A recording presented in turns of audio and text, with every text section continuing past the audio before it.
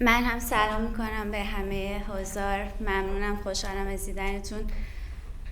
دادخواهی واقعا من قبل از پرواز تعریفی براش نداشتم، شاید توجهی بهش نمیکردم.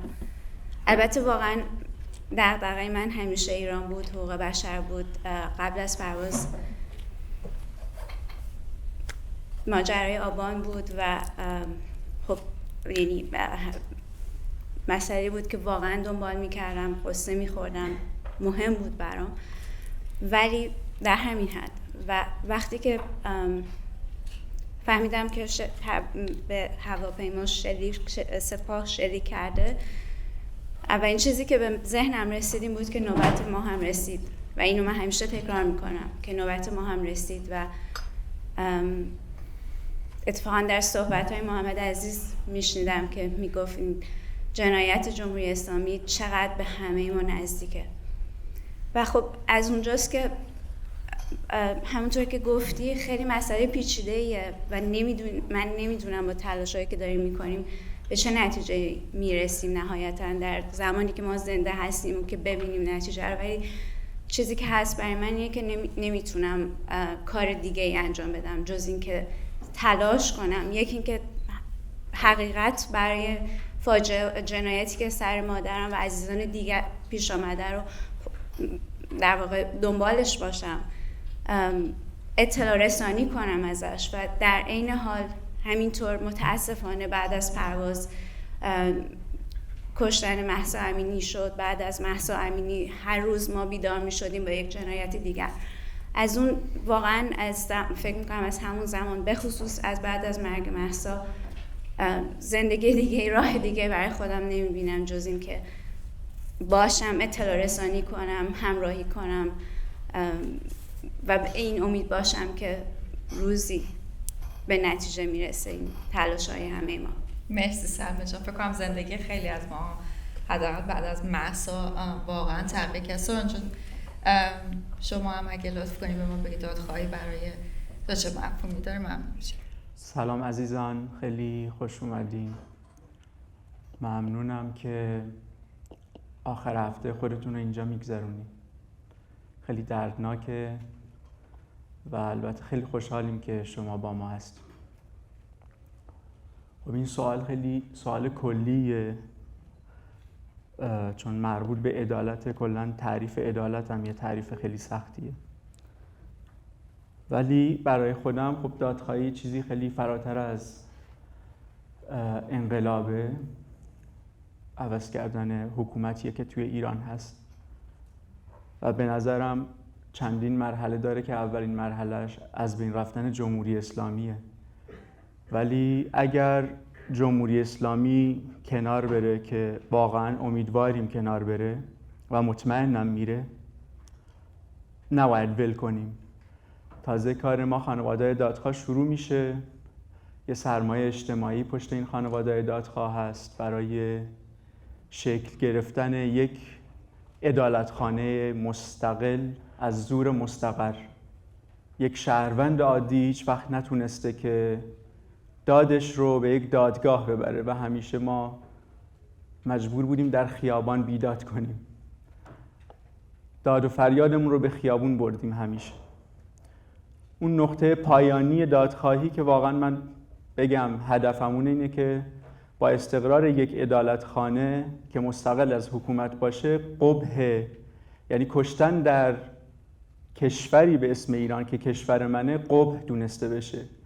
اینکه نیان روایت بدن، دیگری سازی کنن، یک نفر رو بکشن و خب عامه مردم هم قبول کنن. شاید این به خاطر بک‌گراندیه که من دارم، مثلا از کردستان اومدم، بارها انسان‌های شریفی رو اونجا اعدام کردن با اتهامات واهی و خب متاسفانه مردم ایران هم پذیرفتن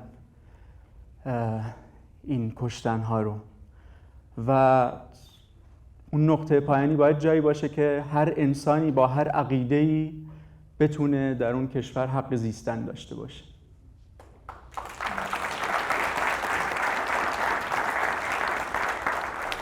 شما جزو خانواده‌های آبان هم هستین. اگه بگی سوران جان یه ذره از آبان برامون بگو و برادر عزیزت از جانباختگان آبان خونین بودن. انجمن خانواده های آبان چجوری شکل گرفت و چه کارهایی انجام دادن تا حالا؟ خب آبان یه درد بی پایانه تقریبا و یه جنبشی است که خیلی بیکس مونده. من خودم توی آبان بودم، البته در همه اعتراضات بودم غیر از زن زندگی آزادی. متاسفانه در زن زندگی آزادی نبودم. با چشمای خودم خیلی دیدم آدم کشتن. البته اولین کسی که دیدم کشتن در ده 96 بود. اکثر خانواده‌های آبان در ایرانن و مسائل آبان احتمالاً پیچیده تر از هواپیمای اوکراینی باشه. الان از این تعداد کشته شده که عددش واقعا معلوم نیست، تنها با استناد به رویترز ما میگیم 1500 نفر، تنها دو خانواده در یک کشور آزاد و امن هستند و ما سعی کردیم با ارتباطاتی با برخی از خانواده ها که حدوداً 38 تا خانواده هستیم این انجمن رو شکل بدیم. پارسال اتفاقاً 23 خرداد هم اولین سالگردش هست. در این یک سال سعی کردیم داده ها رو جمع آوری کنیم برای بسیاری از کشته شده ها. هیچ اطلاعاتی نیست جز یک عکس از سنگ مزار. خانواده ها صحبت نمی کنن، بسیاری از خانواده ها، و ما الان در حال داکیومنتری هستیم و حدوداً اطلاعات 140 تا 160 خانواده رو داکیومنتری کردیم. این عدد 20 تا اختلاف داره چون اطلاعاتی که داریم جمع آوری می‌کنیم داکیومنت های مختلفیه و بعضی از خانواده ها همه داکیومنت ها رو هنوز برای ما نفرستادن. ممنونم ازت، خیلی متشکرم. من اینجا میکروفون رو میخوام بدم به حضار محترمی که اینجا هستن. کسایی که سوال دارن اگه لطف کنید دستتون رو بالا بکنید که ما بر اساس نوبت سوال‌ها رو پیش ببریم. ممنون میشم ازتون. فقط اگر لطف کنید من خواهش میکنم که سوال بپرسید. همه خیلی دلانو پره، حرف زیاد داریم، کامنت خیلی ممکنه داشته باشیم. اگر لطف کنید مکتوب کنید مدت زمانی که سوالی میپرسید به 1 یا 2 دقیقه که تعداد بیشتری وقت برسه. متشکرم میشم. چون من خودم جزو خانواده خودم جزو کشتار دهه 60 هستم که الان خیلی این کار کردن. حالا ایرانی ها متوجه میشن که ما هم درد شما هستیم.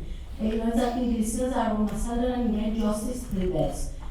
توی این 4 سالی که شما تلاش میکردید برای دادخواهی احساس نمی کنیم که خود جهان داره به سمتی میره که شما داره دادخواهی انجام میشه، همین که این همه آدم همه جای دنیا میان چون هم درد شما هستن. یعنی خود این یه جوری بهتون آرامش میده، همونجوری که بعد این همه سال به ما آرامش میده. چون من خودم بچه بودم همسن شما بودم که با پدرم میرفته این دمه قصر حساب دیدن خواهد، ولی الان خود من توی این سن این آرامش رو احساس میکنم چون فکر میکنم یه جوری این دادخواهی که این حق گرفته شده.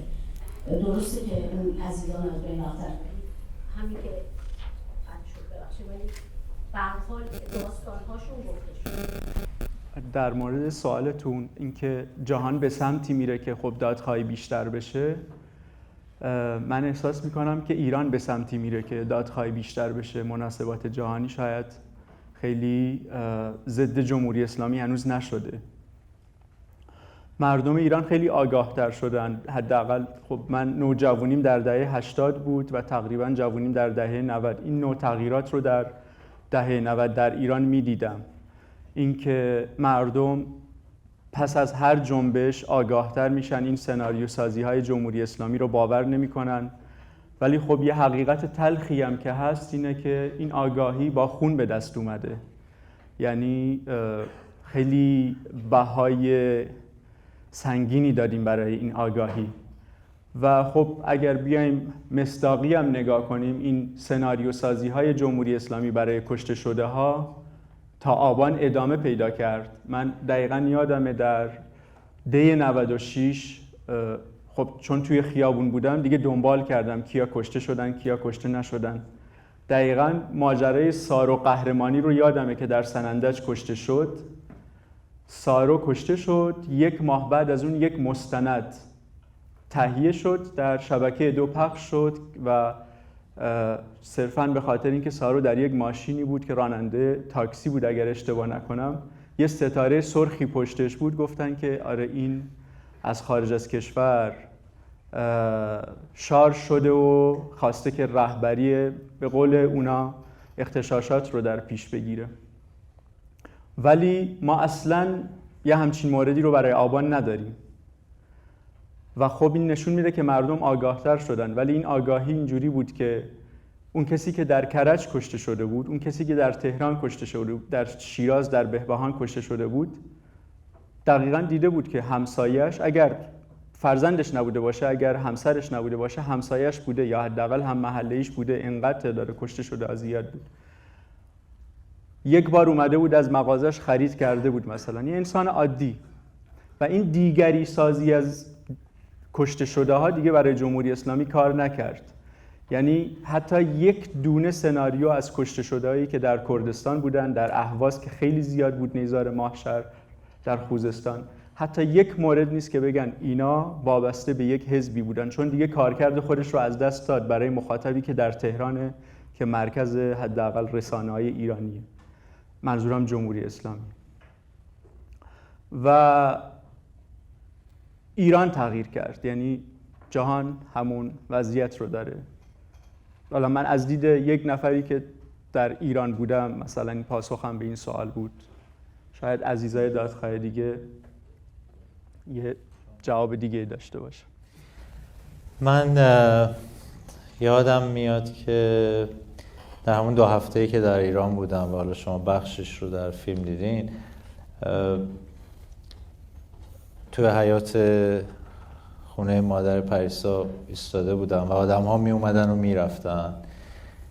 یک خانومی که از دوستان خانوادگی بود اومد و به من گفت خوشحال باش که در این خونه بازه.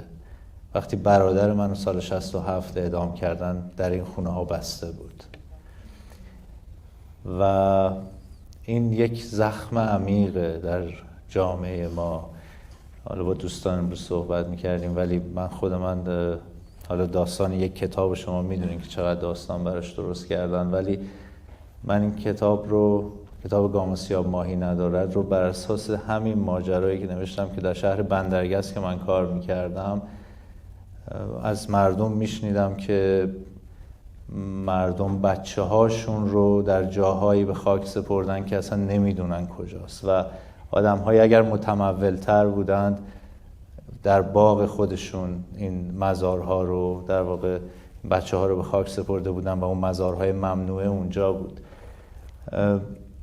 در گوشه گوشه ایران وجود داره این مزارها و همه اینها به نظر من در آینده ایران بعد از جمهوری اسلامی تک تکشون باید دادخواهی بشه. تمام این اسامی باید در بیاد. همه کسانی که در این جنایات نقش داشتن باید دادگاهی بشن. این مسئله‌ای که باید بعد از جمهوری اسلامی اتفاق بیفته. ولی اون چیزی که شما میگین کاملا درسته. این به هزینه گزافی که مردم ما پرداختن، همه خانواده، بسیار هزاران خانواده پرداختن، ولی الان مسئله حقوق بشر، مسئله ارزش جان انسان‌ها در ایران یک مسئله جدی است و این تغییر و تحولی که ما ازش به انقلاب یاد می‌کنیم بخشش هم اینه و دادخواهی بخش مهمی از این انقلابه، در عین حال که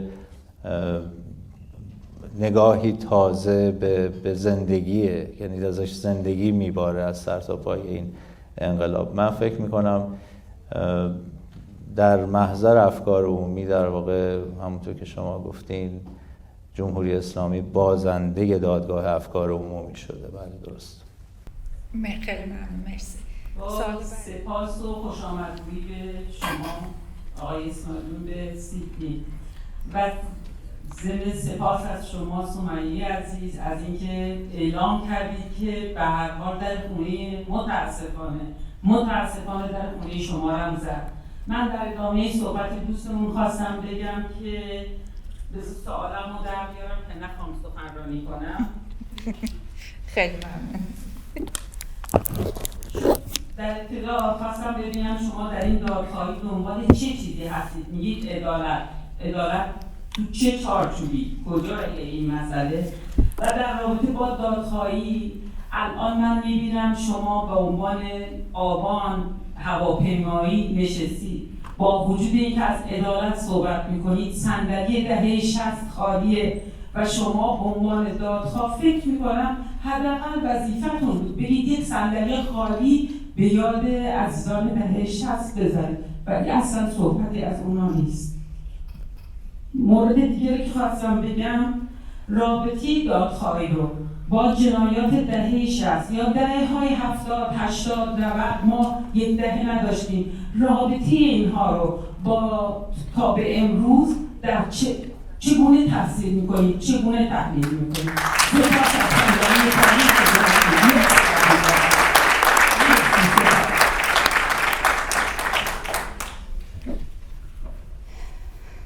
من پاسخ سوال شما بدم. اولا که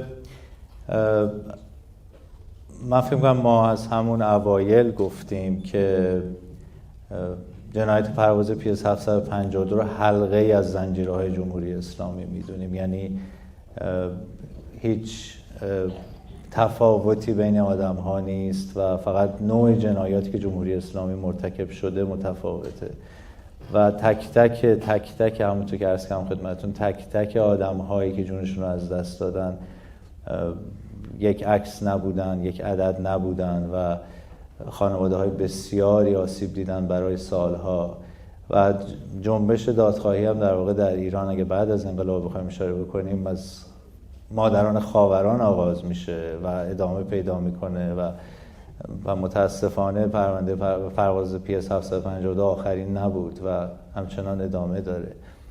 اما در مورد این که دادخواهی ما به چه شکل داره پیش میره، من در بعد بین‌المللیشو میتونم فقط به شما بگم که در جولای سال گذشته که این پرونده ثبت شده یک شکوایه 15 صفحه‌ای وجود داره که حالا به زبان انگلیسی است، ولی خب بخوام خلاصه خیلی مختصری رو بگم، خواسته ها در واقع لیست شده ولی اسم علی خامنه‌ای در این شکوایه هست، اسم امیرعلی حاجی زاده در این شکوایه 2 بار اومده، اسم حسین سلامی در این شکوایه اومده و اول از همه ریز دقیق وقایعی که اتفاق افتاده خواسته شده. در این شکوایه از استرداد در واقع سخن گفته شده. این باز من میخوام ارجاع بدم به پرونده لاکربی و قذافی که نهایتا مجبور شد 2 نفر از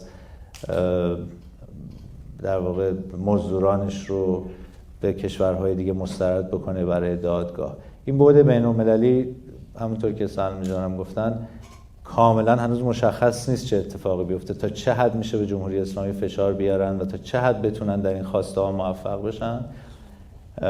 حالا گاهی اوقات هم کلمه غرامت در واقع شنیده میشه. من اینم میخواستم خیلی روشن بگم که اکثریت خانواده های پرواز به در واقع غرامت بی‌شرمانه‌ای که جمهوری اسلامی اصلا اومده تعیین کرده و اصلا حاضر نیستن در این مورد حرف بزنن. به هر حال در این شکوایه بعد از حقیقت، بعد از عدالت گفتن که خب در واقع جمهوری اسلامی باید موظف پرداخت غرامت هم است، ولی ما روشن کردیم برای دولت‌ها که خواسته ما حقیقت و عدالت هست و بعد در نهایت باید در مورد این مسائل صحبت بکنیم. یک چیزی هم که باز بگم، ببینید در تمام این سال‌ها جمهوری اسلامی سعی کرده مذاکره بکنه. یک پیچیدگی عجیبی وجود داشته در دیپلماسی، در حقوق بین‌الملل که ما هم که هیچ کدوم نه وکیل بودیم نه در واقع دیپلمات بودیم، ما با یه فضای جدیدی مواجه شدیم که باید همه اینها رو در واقع دولت‌ها رو هول میدادیم به این سمت برن. شما همین پرونده‌ای که باید به لاهه میرفت 3 مرحله داشت: مرحله مذاکره، مرحله حل اختلاف و بعد شکایت. و خب دولت‌ها در مرحله مذاکره گیر کرده بودن و ما حرف اصلیمون این بود که عدالت اصلا قابل مذاکره نیست، عدالت اصلا برای مذاکره نیست، عدالت در دادگاه مشخص میشه. خب بعد از 2 سال بعد از اخطارهای متعدد به جمهوری اسلامی که بیا بنشین مثلا واقعیت رو بگو، اونها اصلا دولت کانادا رو به رسمیت نمیشناختن، دولت انگلستان رو به رسمیت نمیشناختن، میگفتن که هیچ کانادایی در این پرواز نبوده. در همون روزهایی که ما در ایران بودیم فکر میکنم نزدیک به 20 نفر از جانباختگان پرواز در خارج از ایران به خاک سپرده شدن. جمهوری اسلامی سنگ مینداخت، میخواست همه رو در ایران به خاک بسپارند برای اینکه بتونه از این به عنوان یک ابزار استفاده بکنه که ایرانیانی بودن کشتیم و گفتن رسما به خانواده ها توی دادگاه قضایی که برگزار کردن گفتن کشتیم، خوب کردیم کشتیم. ولی خب همین تو همین ایس و بیسی که این پرونده داشته جلو میرفته با به حل اختلاف هم حتی میرسه، باز جمهوری اسلامی 1 ماه قبل از ثبت پرونده در دیوان بین‌المللی دادگستری این دفعه یک قدم عقب نشینی میکنه، میگه بیاین حالا با 4 تا کشور میشینم مذاکره میکنم. و خب حالا فشارهای خانواده ها که نه مذاکره نخواهد بود. همین 6 ماه پیش دوباره اومدن و پیشنهاد کردن که بیایم مذاکره بکنیم و موضع ما کاملا مشخصه. حضور خانواده ها بسیار مهمه برای اینکه اگر که قدمی پا پس بگذارند و از این اصولی که دارن مثل نه گفتن به مذاکره، نه به غرامت عقب نشینی بکنن، معلوم نیست چه اتفاقی میفته. مرسی آمد جان. منم فقط اینجا اشاره کنم که کوتاهی اگر بوده از ما برگزار کننده ها بوده، درد هر خانواده ایرانی درد تک تک ماست و ما حتما سعی می‌کنیم این در برنامه‌های آینده‌مون هم لحاظ کنیم. خیلی ممنونم ازتون. سوال بعدی میکرو. بله. سلام، من خیلی خوشحالم از اینکه شما اینجا هستید. هستید. چیزی که من خیلی دوست داشتم شب پرسم اینه که جدا از اون جنایات جمهوری اسلامی، جنایاتش رو از همون روز استقرارش شروع کرد، نه فقط از دهه 60، از همون زمانی که سنگ بنای کشتن و نبود یک دادرسی عادلانه رو گذاشت. حالا ما موج کشتار رو تو سال 60 62 و بعدتر از 67 داشتیم و این جنایات توی این دهه‌ها ادامه پیدا کرد. حالا ما از زمانی که همسایه از همسایه میترسید یا مردم یه جورایی تهییج میشدن که علیه همدیگه گزارش بدن، تا الانی که واقعا حس کنم هم داخل کشور و هم خارج از کشور مردم خیلی همدلی بیشتری با هم قربانیان و هم بازماندگان جنایت‌های جمهوری اسلامی دارن و اون وحشت و در واقع اون جو و هیمنه شکسته که از کسی که قربانی جنایت یا بازمونده جنایت و دادخواه در واقع حمایت بشه. تو همین سالها ایرانیانی که حالا از اون اوایل دهه 60 که ناچار بودن از کوه و کمر به سختی رد بشن و پناهنده بشن تا الان که ما موج مهاجرت داریم، ایرانیانی که خارج از کشورن ولی تعدادشون و واقعا شاید هنوز دل در گروه ایران دارن و قلبشون بر اینجا میتپه زیادتر شده. شاید ما توی دی 96 و آبان 98 که دیگه یک قطع امید اساسی داشتیم و بعد هم جنایت پرواز 752 ما اون گرد همایی و هم اتحاد ایرانیان و حداقل به اون شکلی که در اوایل جنبش زن زندگی آزادی دیدیم نداشتیم، ولی بعد ما یک حرکت متفاوتی دیدیم که تو تمام این دهه‌ها متاسفانه وجود نداشته. این خیابونا صدای فریادهای ما رو خیلی شنیده، عکس عزیزان ما رو از همون دهه 60 تا کشته شدگان انقلاب زن زندگی آزادی دیده. هم حتما توی مردم و حتما خانواده‌های دادخواه کسایی هستن که خب معتقدترن به استبلیشمنت، به دولت‌ها، به مجلس، به نماینده مجلس، به نمایندگان نهادهای قدرت و کسانی هم معتقد نیستن. اما من خودم فکر می‌کنم یا باشد خیلی اوقات هم نظر باشن که صدای مردم از خیابون به دولت مردم میرسه. ما خیلی تلاش کردیم که این صدا رو برسونیم، ولی شاید خیلی جاها هم در استرالیا هم کشورهای دیگه اونقدری که فکر می‌کردیم این اتحاد، این سرصدا، این اتفاقات وحشتباری که تو ایران داره میفته بیشتر از این در واقع اثر داشته باشه روی دولت مردا، اما خیلی جا شاید به این شکل نبوده. میخوام از شما به عنوان کسانی که به صورت فعال دادخواه عزیزانتون هستین و مسلما این دادخواهی به همه مردم ایران مرتبط میشه، بپرسم نظرتون چیه در مورد اینکه این صدا از خیابون و از تمام مردمی که با شما همدلن برسه به کسانی که یه وقتایی در پشت پرده با جمهوری اسلامی دست میدن، دست در دستش دارن و در واقع این اجازه و این قدرت رو بهش میدن که به جنایت علیه مردم توی ایران ادامه بده. شما خیلی جواب بدم.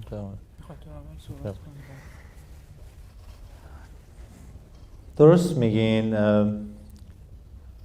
من یادم میاد که در روز اول اکتبر 2022 که تظاهرات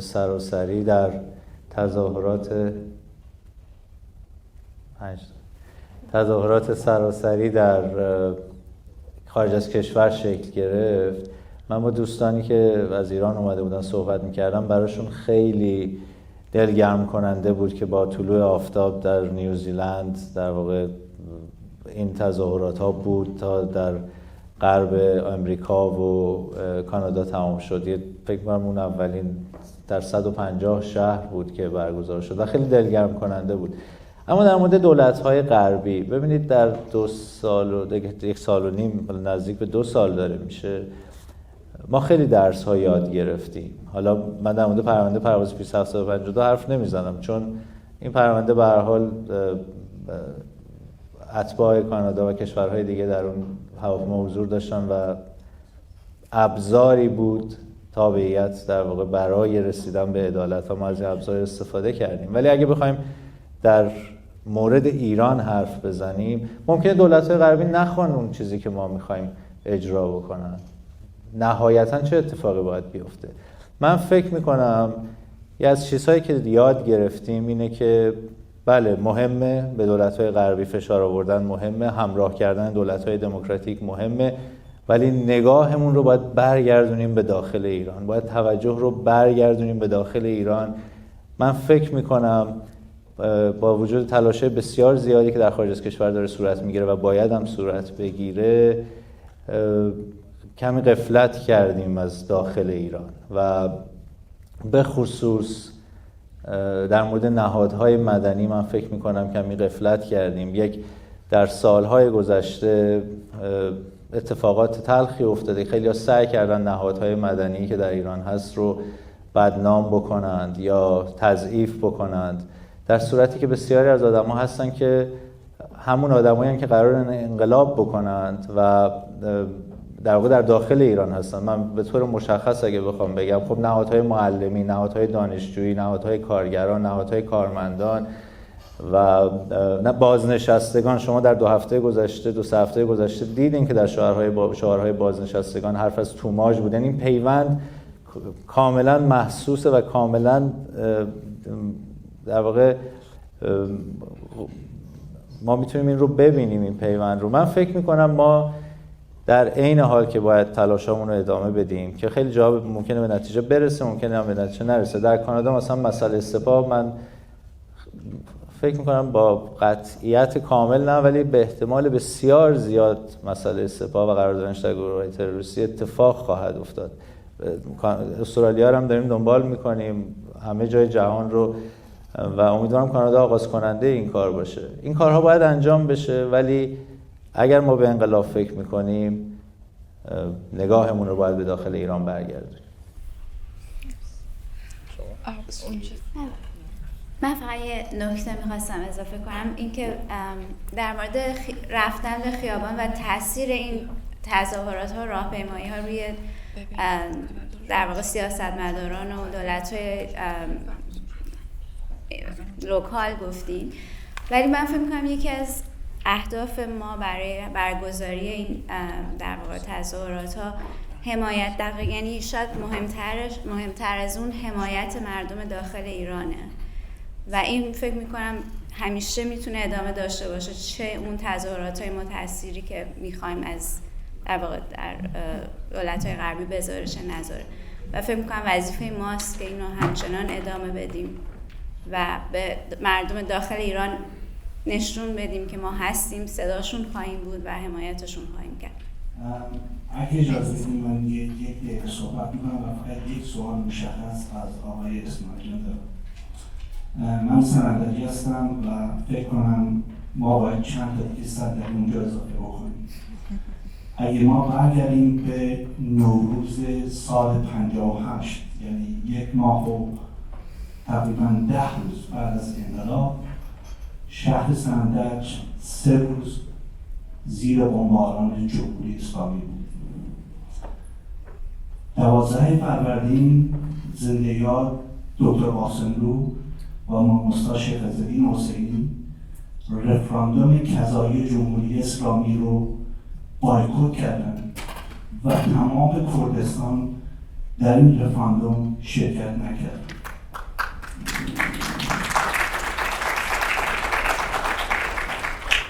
بیست و 28 مرداد 58 خمینی فرمان جهاد داد برای حمله به کردستان. فرمان جهادی که آقا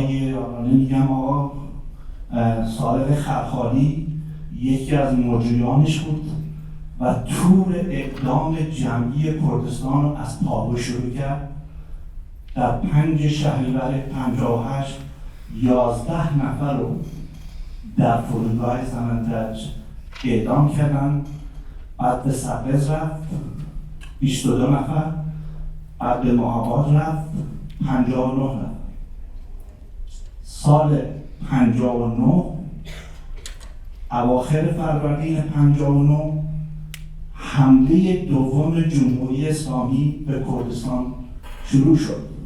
شهر سندج 24 روز تمام زیر بمباران جمهوری اسلامی بود.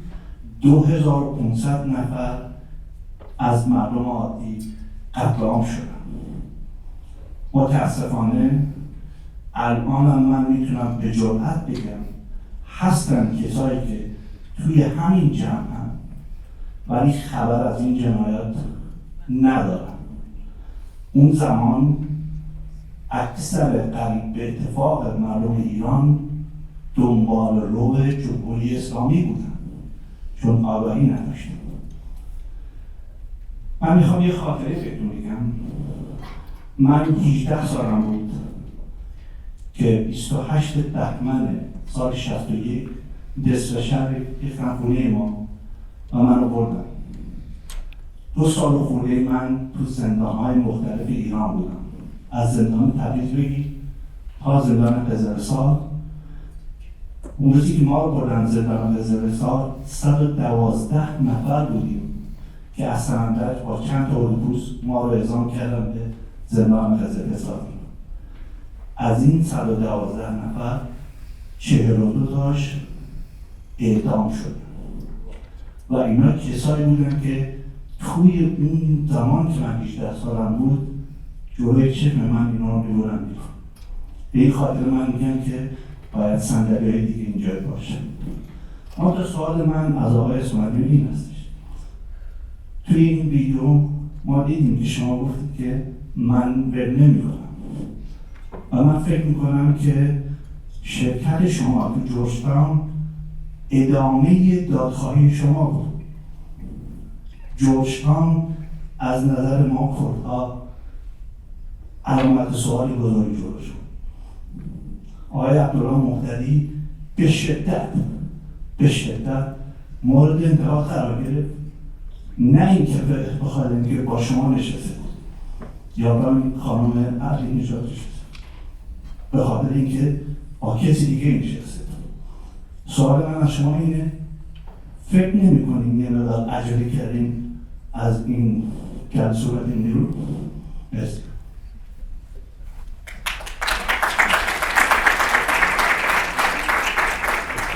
ببخشید سوالش این بود که عجله کردید که آمدید بیرون. بعد فکر نمی‌کنید یه مقدار اگه بیشتر می‌کنید هرچند میگم زیر سوال بود ولی یه نقطه امیدی بود چون این یه گروهی بود از طیف‌های مختلف و بعضی از اینا به عنوان یک نقطه امید می‌بینن. ما مصاحبه شما رو دیدیم، می‌دونیم چرا اومدید. شما به جمهوری اسلامی نگفتید، هنوزم نمیگید، ولی یه سری باعث شدن که شما از این گروه بیاید بیرون. این سوال من است.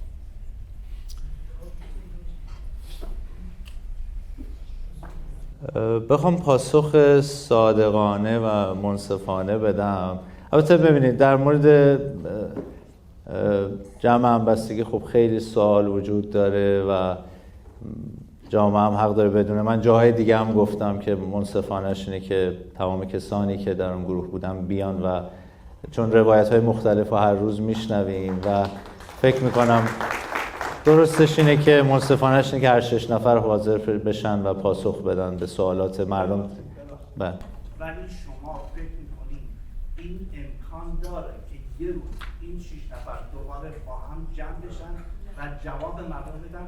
من مطمئنم 5 تاش حاضر جواب بده، ولی این مشخصا اصلا حاضر. خب من داوطلبم که بیام و با حضور هر 6 نفر، ولی در مورد گروه همبستگی ببینید گروه همبستگی به نظر من یک شکست بود و من مسئولیت خودم رو در این شکست میپذیرم.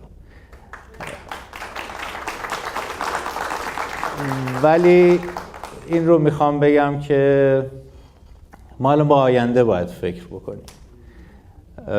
تجربه درسی که من خودم آموختم، مهمترین چیزها این بوده که در درجه اول ائتلاف افراد کار درستی نیست.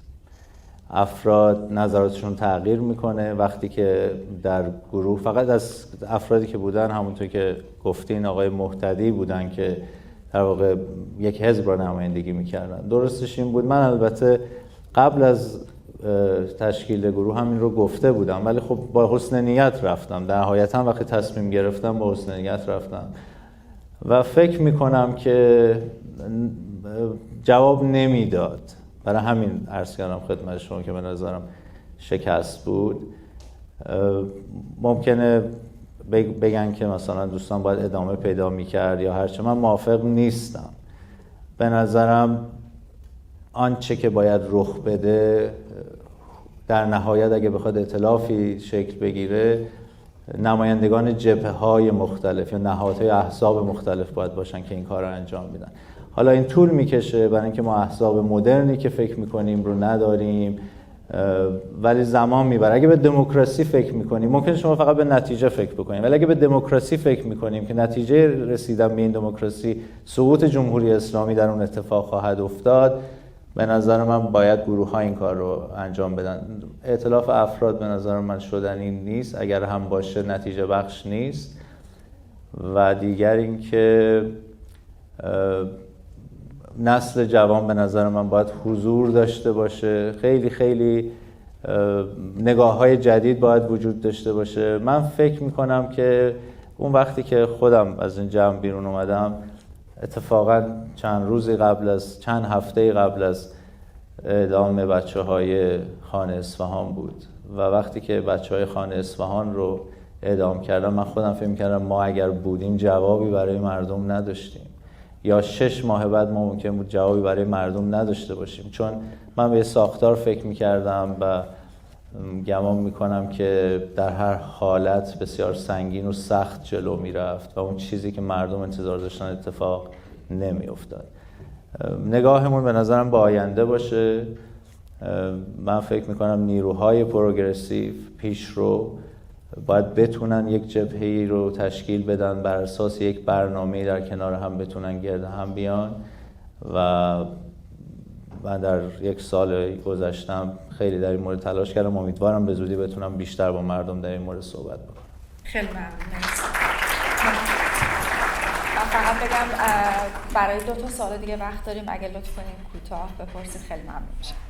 سوال من این بود که از شما که در ادامه راه شما خانواده‌های دادخواه ما ایرانیایی که در خارج از ایران هستیم چه کمکی میتونیم انجام بدیم، چه کاری میتونیم انجام بدیم؟ شما من جواب بدم. خودتون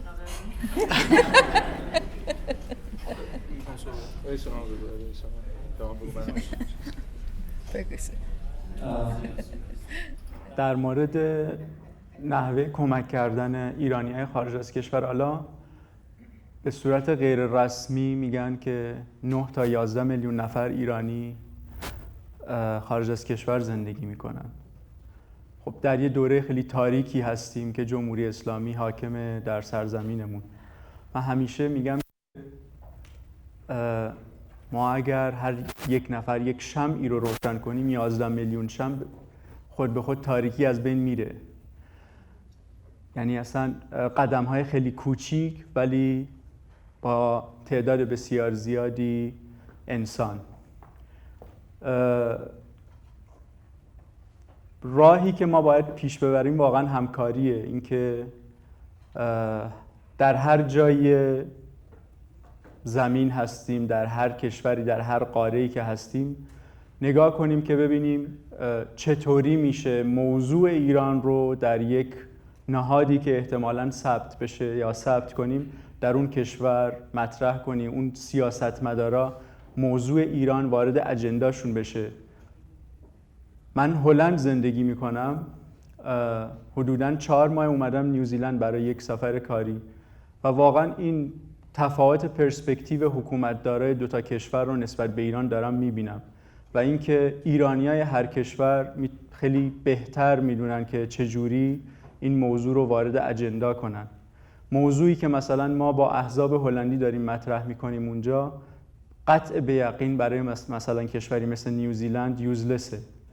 ما مثلا اهرم فشاری که همیشه با احزاب خصوصا کارگر و سبز هلند مطرح میکنیم اینه که خب سوریه اینجوری به هم ریخت، شما این همه پناهجو اومدن نتونستین کنترل کنین. به قول خودشون، من نمیگم همه حرفاشون درسته، کشوراتون به هم ریخت، شما یک کشور 85 میلیون نفری رو الان پیش رو دارین.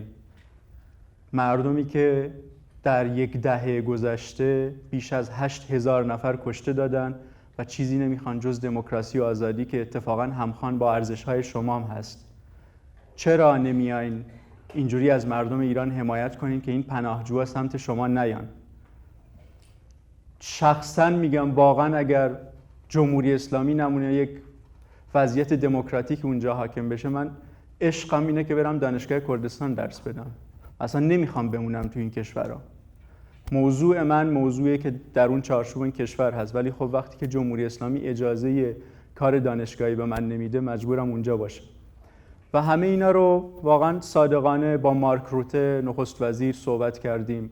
در بنیاد فریدریش ابرت با شولتز دیداری داشتیم، نه شولتز صدر اعظم، و همه اینا رو گفتیم. ولی خب چیزی که در استرالیا و نیوزیلند هست احتمال خیلی زیاد متفاوت باشه، ارتباط این کشورها با ایران متفاوته، ولی راهکار در یک نهادهایی است که خرد جمعی اون نهادها تعیین کنه که ما چیکار کنیم در اون کشورها موضوع ایران وارد اجندای احزاب بشه و ما حداقل در ماه، در 2 ماه یه بار در مینستریم میدیا این کشورها ایران مطرح بشه و به فراموشی سپرده نشه. خیلی ممنون. سوال آخر دوست دارم تشکر کنم از تمام انسان دوستا و ایران دوستایی که داریم در مسیر آزادی فعالیت میکنیم و من همزمان دارم با افراد خانواده و فامیل همین جایی که هستم دارم ارتباط برقرار میکنم. بهشون اطلاع دادم که آقای حامد اسماعیلیون و اون 2 عزیز دیگه اینجا دارن با ما صحبت میکنن و همین الان مستقیما دارن گوش میدن به حرفاتون و جالبه. از فولادشهر اصفهان از آقای حامد عزیز سوال طرح شده، گفتم سوال اونا رو به جاشون بگم اگر اجازه بدید. پرسیدن خیلی جالب بود براشون که شما از کانادا اومدین تا استرالیا. میخوان بدونن که هدف اصلی اصلیتون برای بودنتون توی استرالیا چیه؟ یعنی واقعا میخوایم چی رو پیگیری بکنیم اینجا و به چه هدفی برسیم؟ مرسی. ما فردای تظاهرات داریم فکر میکنم. هدف شرکت در تظاهرات فردا ساعت 3 تظاهرات هست میدونم، من خودم اطلاع دارم به هر حال جزء گروه‌هام که دارم کمک میدم. دمت شوخی کردم. بچه‌ها دوست داشتن بدونن چرا براتون مهمه که بخواین از اون قاره به این قاره بیاین و چی رو میخواین برسید؟ من حالا اگر که ببینید یه جنبه عمومی وجود داره، اونم مسئله ایرانه که خب برای من خیلی مهمه و هر جا که برم در واقع مسئله اصلیست که داریم در موردش حرف میزنیم. ولی میخوام یه ذره جنبه شخصی ماجرا رو هم به شما بگم. 23 می تولد دختر منه، 14 ساله میشد و اگر که به وبسایت ps752justice.com سر بزنید، زندگی ریرا، من اونجا نوشتم که بهت قول میدم به هر جای این زمین برم تا در مورد ظلمی که به شما شد حرف بزنم و تا الان این کار رو کردم. نه سعی کردم که نه تنها در مورد ریرا، نه تنها در مورد بچه‌هایی که از دست رفتن، در مورد تمام کسانی که در واقع ظلم جمهوری اسلامی زندگیشون رو از دست دادن حرف بزنم. امروز که داشتم تو ذهنم حساب میکردم. من به خیلی جاها سفر کردم و با خیلی کسان صحبت کردم و این رو اونجا هم نوشته بودم بهت قول میدم که با هر کس که لازم باشه حرف بزنم، به هر دیداری که لازم باشه برم، به هر کس که لازم باشه بنویسم، اگه لازم باشه تحسن کنم جایی این کار رو بکنم و به وظیفه‌ام فکر میکنم دارم عمل میکنم. و اگر هم اینجا هستم اولا خیلی خوشحالم که با هموطنهای خودم در استرالیا حرف میزنم. حالا بحث اینکه چه کمک هایی هم میشه کرد، اینکه به نظرم استرالیا یکی از در قوی ترین نهادهای مدنی رو میسازه. این چیزی که دوستان جوانی که اینجا هستن در شهرهای مختلف دارن انجام میدن و این خیلی با ارزشه. جامعه مدنی ما باید تقویت بشه. اون چیزی که دموکراسی رو در ایران تضمین خواهد کرد قوت جامعه مدنی خواهد بود، نه اون مدینه النبی که محمد خاتمی داشت در موردش حرف میزد. یه جامعه مدنی هم آخه محمد خاتمی در موردش حرف میزد که جنبه مذهبی داشت. من از اون حرف نمیزنم. جامعه مدنی سکولاری که به یک آینده در واقع دموکراتیک برای ایران میاندیشه که در اون نهاد دین از نهاد سیاست جدا باشه.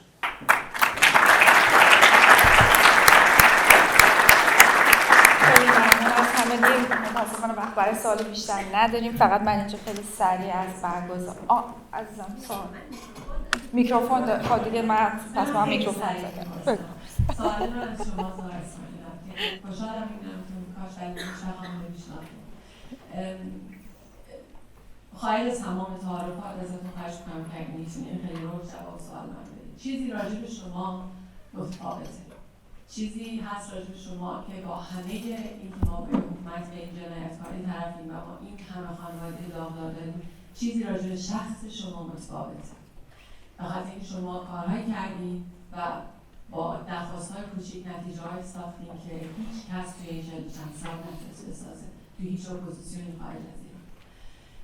باور کنید که صادقانه میگم نه طلبی ازتون هست نه انتظاری، ولی سوالی برای من که یکی اینکه آیا در اذعان این تفاوت در مورد خودتون هستیم؟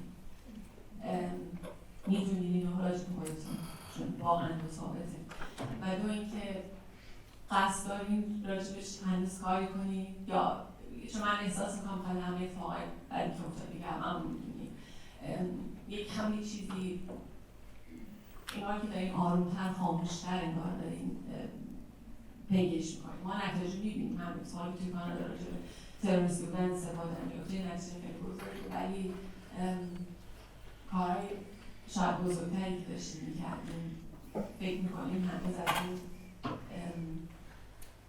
نمیدونم اسمش رو مهارت، استعداد، این چیز خاصی که توی شما هست که نتونید متفاوتی هست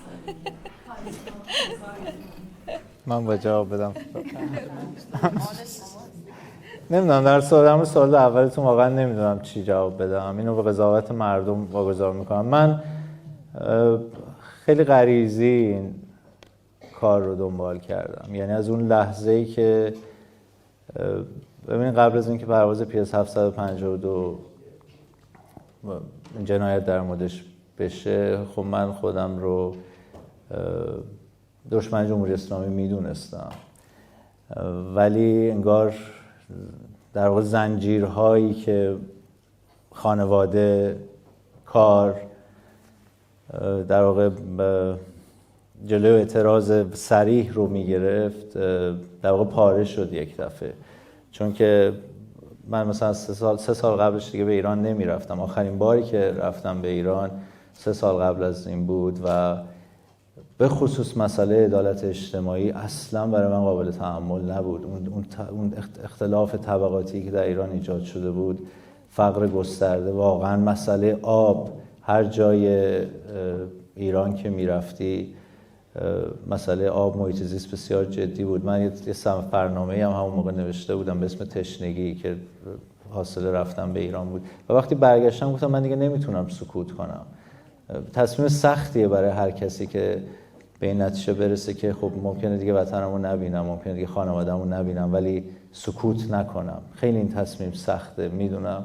ولی خب من این تصمیم رو گرفتم و نرفتم و در اون پرواز نبودم، وگرنه میبودم در اون پرواز.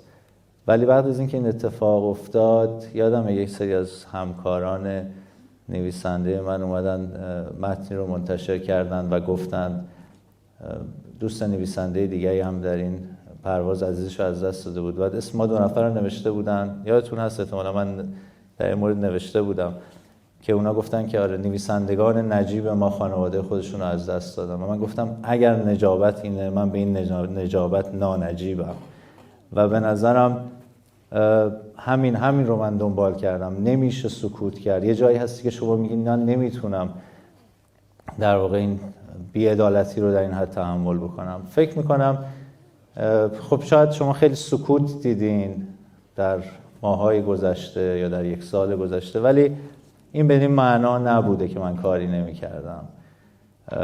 در پاسخ به اون دوستمونم گفتم امیدوارم که در هفته‌های آینده بیشتر بشنوید. چند تا در واقع برنامه هست که من معرفی خواهم کرد و بیشتر در موردش حرف خواهم زد. برنامه‌هایی که ما میتونیم در خارج از کشور انجام بدیم برای اینکه به رسیدن ایران به دموکراسی کمک بکنیم. خیلی ممنون. حرف آخر اگه شما حرف آخر دوست دارین چیزی بگین؟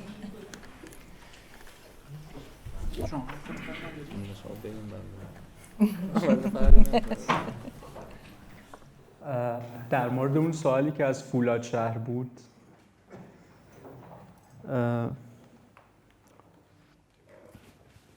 خب عنوان این مستند 752 یک عدد نیست. خب این عددها، خیلی از عددها برای ما ولی بی معنی بوده دیگه قبل از این جریانات. یعنی 752 1598 176 60 67 59 در کردستان اصلا معنی فرودگاه یه چیز دیگه است. فرودگاه هیچ وقت اونجا هواپیما نمیشینه، مردم رو تیرباران میکنن اونجا. و خب یکی از چیزایی که میتونی اینور اونور بری، پارسال حالا اروپا خیلی وصله به هم، رفت و آمد خیلی نزدیکتر و آسونتر، به کشورها نزدیکترن. دقیقاً یکی از چیزایی که خانواده‌های دادخواه انجام میدن این که روایت رو مرز به مرز، شهر به شهر با خودشون حمل میکنن. من از هلند می اومدم اینجا، یک کتابی رو میخوندم در مورد جغرافی، The Power of Geography. گفتم ببینم استرالیا چیه که مثلا این کشوری که من دارم میرم سمتش چه نوع کشوریه. گفت که نوشته بود در سال 1788 نمیدونم 2-3 تا کشتی با هم از پورتسموث اومدن یه جایی به نمیدونم چی بی بوتانی بی. آره. و در اون کشتی 1500 نفر بودن. من ذهنم قفل کرد دیگه اونجا. یعنی وقتی که 1500 رو دیدم، اینترنت قطع شده، دارن مردم میکشن توی خیابون و خیلی هم توی هواپیما بودم، سفر درازی بود، واقعا حالم بد شد. یعنی امروزم با حامد در مورد همین صحبت میکردم. واقعا من نتونستم ادامش رو بدم، یکم مکس کردم و بعد ادامش رو خوندم.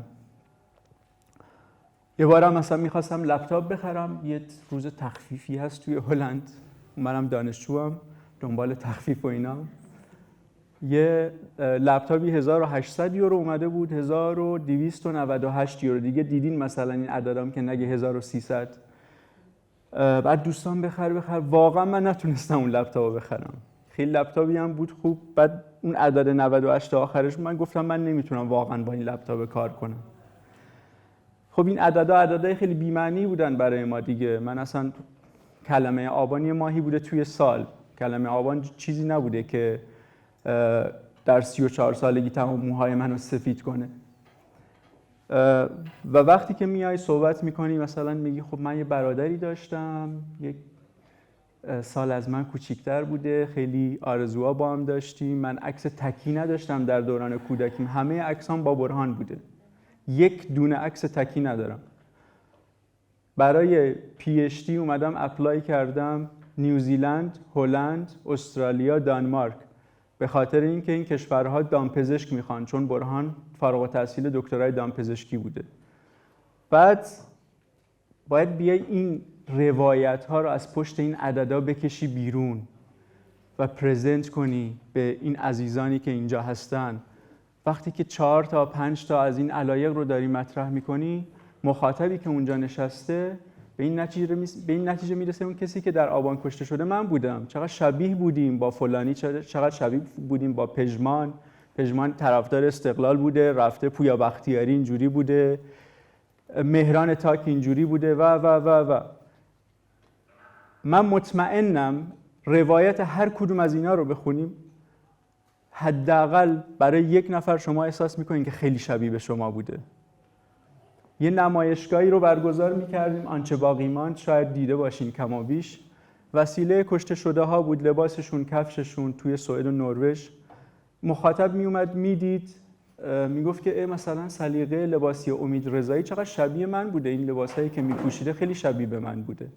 خب این اسم به ذهنش میمونه دیگه. یعنی تو میای این اسامی، این حروف، این اعداد، میای چهره انسانی بهش میدی، یک روایتی که یک شخصی این علایق رو داشته و اون شخص یعنی مخاطب دیگه تا آخر عمر تو ذهنش میمونه این اسم. و خب دادخواهی ما در شرایط حال چیزی واقعا نیست جز مبارزه علیه فراموشی. ما باید بیایم با فراموشی مبارزه کنیم. جنایت هایی که پشت هم اتفاق میفته در ذهن مخاطب باید یک استاپی بزنید، ببینید این کسی که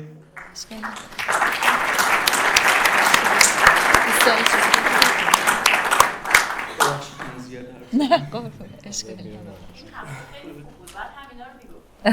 من از برادر شما خیلی میدونستم. امیدوارم دفعه بعد همتون بیشتر بگید.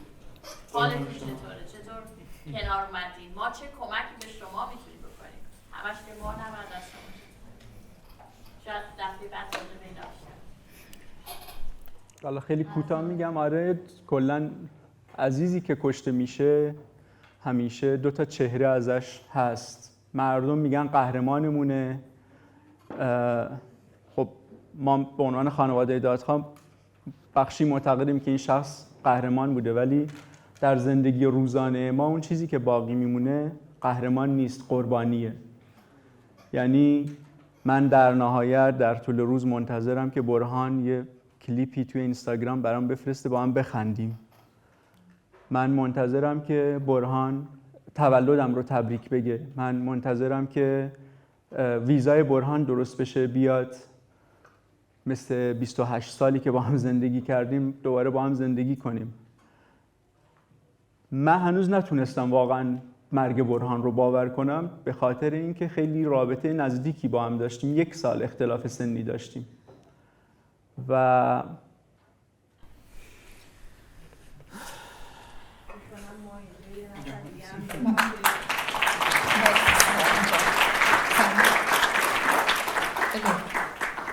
درست میگین. بله علیداد عزیز از خانواده‌های پرواز نشستن اینجا، دقیقاً فکر می‌کنم درد شما رو دارن. محمد عزیز، ما یه دلیل دیگه ای که اینجا هستیم برای اینکه همراه محمد باشیم در این 2-3 روز که یکی از سخت‌ترین روزهای زندگیش بوده و همه ما شاهدش بودیم که چقدر سعی کرد در چند ماهی که مجید عزیز و بقیه عزیزان در زندان بودن که نجاتشون بده، ولی متاسفانه یک روز هممون پا شدیم و این آرزوی هممون به باد رفت. ولی کاری از دستمون سعی کردیم، کاری از دستمون بر نیامد. شکست برای خود من شکست بزرگی بود اون روز، ولی در هر حال اینجاییم که با هم باشیم. ولی دستاورد داشت، در حال دستاورد داشت با وجودی که جمهوری اسلامی آره و کشت، ولی خوشبختانه جنبش ژینا یک دستاوردی هم داشت. ما هم پیدا کردیم.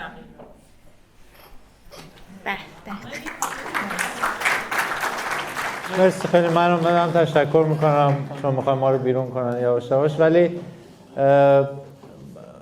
واقعا یادمون نره مجید، سعید و صالح عزیز رو فراموش نکنیم که پارسال در همین ساعت، در همین روز فکر میکنم جمهوری اسلامی بیرحمانه اونها رو به قتل رسوند. بار دیگه به خانواده هاشون میگیم که ما در کنارشون هستیم و امیدوارم فردا هم همه شما در تجمعی که در شهر قرار برگزار بشه حضور پیدا کنید. خیلی ممنون.